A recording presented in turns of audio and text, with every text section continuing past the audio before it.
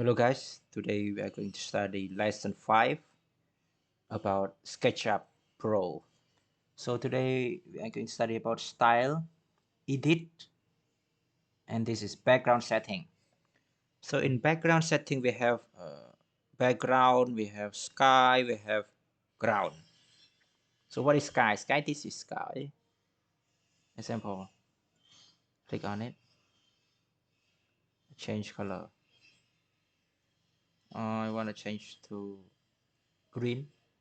See, the sky is changing. That's cool. So cool. And ground, background. Okay, can do yellow. See, this is the background.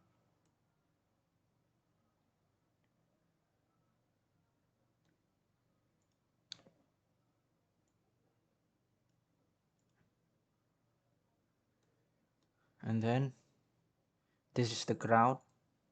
So I change to example this.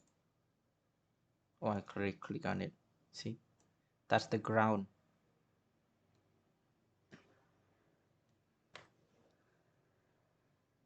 That's cool, yeah. Can reduce this transparency. That's all. I hope you enjoy this video. See you in the next lesson. Please subscribe for more. Bye bye.